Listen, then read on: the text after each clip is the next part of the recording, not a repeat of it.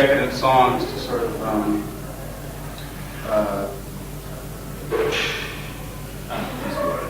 Yeah. This is the quote. I said that. Yeah. Have you achieved your aim there? Yes.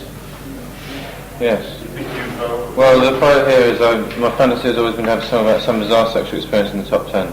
Yeah, and also to have that to sort of corrupt the morals of the masses. I think so. I mean, our single Animal Nitro was in the top 10 in Britain. It was number 7 for 2 weeks, and I suppose it deals with subjects that aren't really normal pop fodder, which is basically dealt with sadomasochistic gay sex, really. It's been dealt with before in pop music. It's nothing completely original, but it was in the top 10, and it was quite a nice little thing to happen, I suppose. So yes, I've achieved that aim. That was an ambition of mine 2 years ago. No, what is it? What's it? A year ago, and our goals have shifted now. We've done that now, and we're doing other things.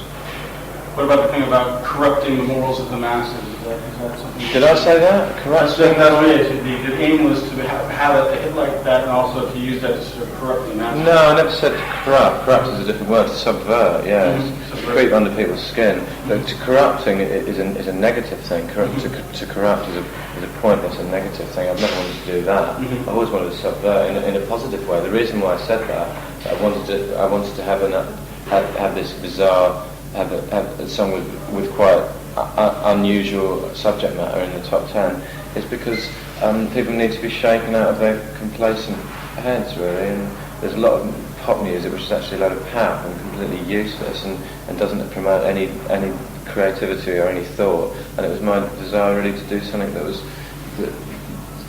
that just made people think a bit, you know. But corrupt isn't the right word at all. Subvert, yeah. Your intention of using sort of taboo material to shake up the public is kind of not unlike what Bowie was trying to do in the 70s, then, huh? I suppose so. I don't know. I haven't really sort of thought about comparing it, really. Maybe it's just a desire in anyone that's sort of like has that strain of creativity. I don't know. Yeah, I suspect it is, but not just him, like lots of other people as well. I don't know if his intention was initially to actually subvert, really. I think his thing was a much more performance-based thing, theatrical thing, and his own slightly twisted nature, twisted in a good way, twisted in a positive way, not in a bad way at all, but just his off-kilter ideas of life just really shone through that, his initial performance. I mean, he was actually theatrically trained and stuff, which I haven't been at all. And so I think his persona was much more theatrical, and other thoughts crept through in the end.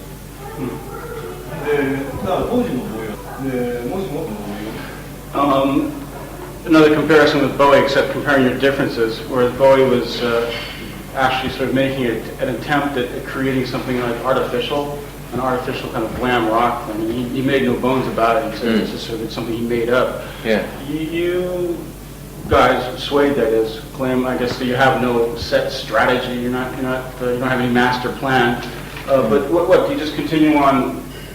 Do you plan on continuing to sing about the alternative side of sex? Or no, not at all. I can't think of anything more boring than singing about the same thing over and over again. It's completely creatively barren just to go on about the same things all the time. Hopefully you change what you write about depending on how your life changes, and hopefully my life's changing.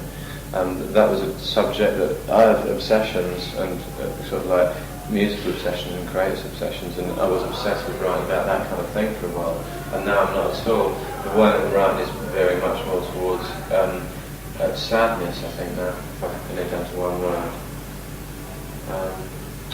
I don't. Yes, it's perfectly true. I don't. We haven't really thought about what we're doing at all. It's much more.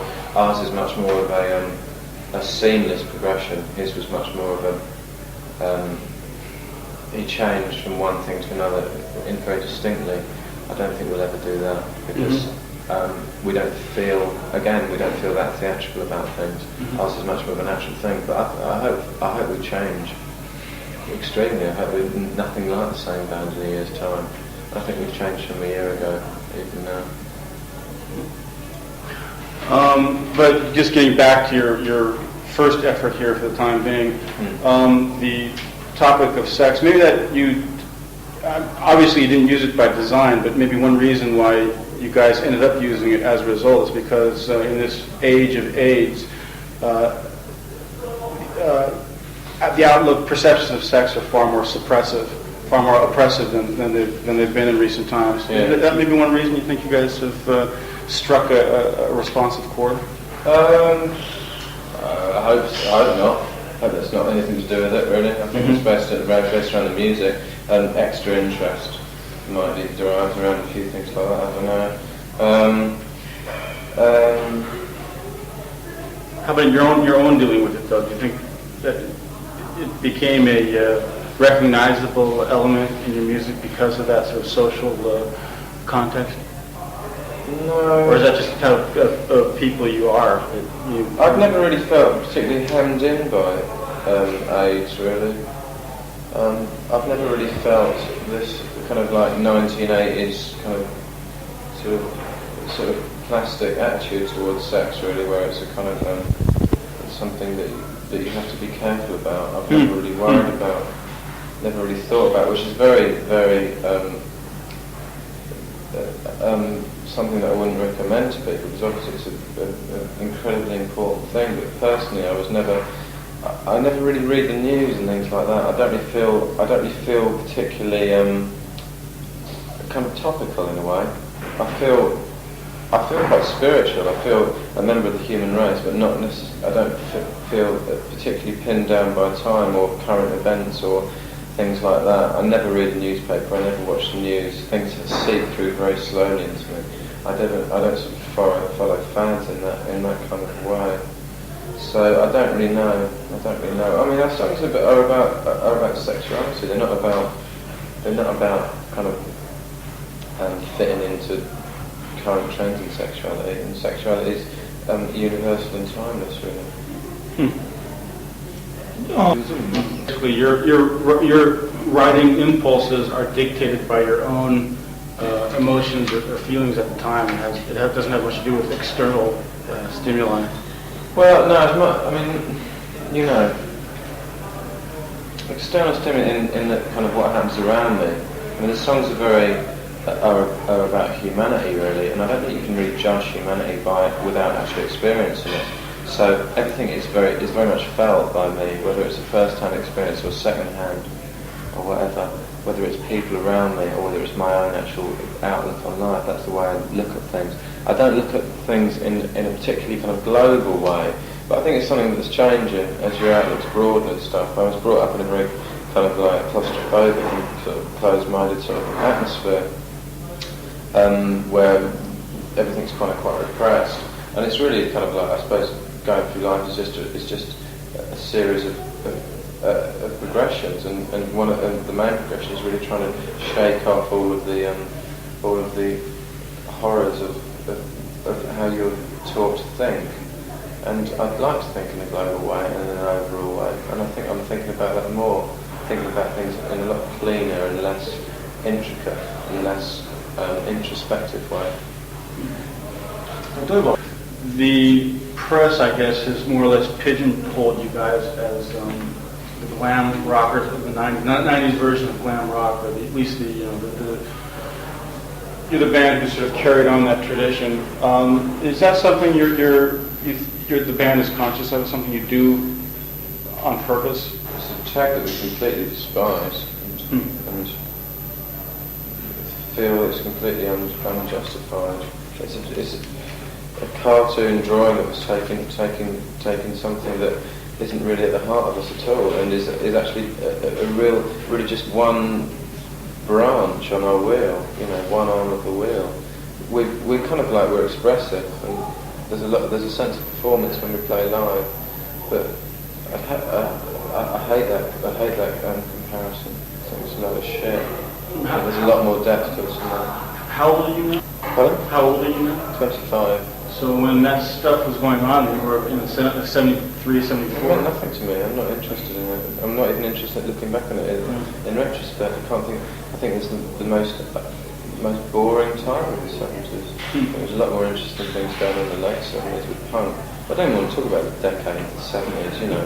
I love music, I love the Beatles, I love Japan, I love things that throughout the whole history of time. I'm not interested in any decade at all. It's a waste of time. The British press has a nasty habit of building bands up, only to try to sort of shoot them down once they catch on.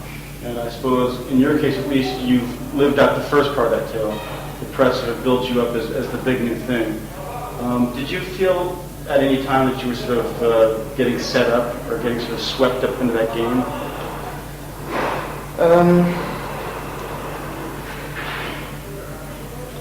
I don't know what we felt. Of course, we're completely aware of that tendency, but hopefully now we're the big old thing, which is what I've always wanted to be. I've no intention of being a flash in the pan, and lots of people assume that Suede haven't got it in them to do this, and they've been saying that from the start. They've said that we brought out a brilliant debut single, and they said, oh well, they haven't got they can't do anything beyond that. They won't bring out a second good single. We brought out a second great single. Oh, they can't bring out a third one. Bring out a third great one. Oh, their album is a load of shit. Bring out a great, and it just goes on. And people are just cynical. People want to see you fail. They just want to see you fail. If you're any good, they can't wait for the day when you fail, and they can rub their hands and say, "Told you so." And we're just not going. It's not going to happen like that. And we've been consistently proving people wrong. Because I think we're interested in music for the right reasons. We're not interested in creating a big scam. We're not interested in being an invention of the media or some sort of style-based band. We're ultimately interested in music, and everything else completely comes from that. I've no interest in prancing around in front of a camera. It doesn't interest me at all. I do it because it's a necessary part of the things we do, and sometimes it expresses part of you which you can't express musically. But if the music you're trying to express isn't there in the first place, then I wouldn't bother doing it. I'm not a model. I'm not an actor, and I've no intention of being either of those things. I'm a songwriter, and that's what we do. We write songs. The bands that stay there, the bands that are truly worth it in the end, are actually songwriters ultimately. If you look at the bands that mean something in the world, bands like R.E.M. and the Smiths and things like that, they're there because they're there, or they have been there, because they've written great songs. The other part of the question was, if at any time you felt you were getting swept up into that game there, could that have contributed to your decision to sort of eschew the concentration on sexuality and move on, get on with it? Nothing consciously changes what I want to think about. My songwriting isn't a particularly conscious process. It's a very quiet and instinctive process. And things flop out onto the page, and I worry about them later, and they're just there. Often I sing words, and I don't actually know what I'm singing, and then I realise what I've been singing later. It's quite a subconscious effort. So now it's nothing. That pressure or that awareness has nothing to do with what I sing about. I think it would be the death of us as soon as it did. Got enough. A guy like Van Morrison has bucked the media for a long time now, and has a career spanning 3 decades. Can you see yourself, see the course you're going to take in the future? We realized from your answers thus far that you're a band concerned with the music, with the songwriting. But can you sort of envision the type of course you're going to take down the future? I completely respect what people like he has done. I can see why he does it, because he's a musician. You can't really. What more can you say beyond your record? And when you start having to live around interviews and things like that, then it does dilute the music completely. I can completely imagine retracting from public engagement and just becoming a band that makes records. I'd love to do that. That'd be my ambition. My new ambition is that instead of what the thing we were talking about in first of all, my new ambition would be to just speak through records, really. So as far as I can see, really, at the moment. Right. Thank you very much. Thank you very much.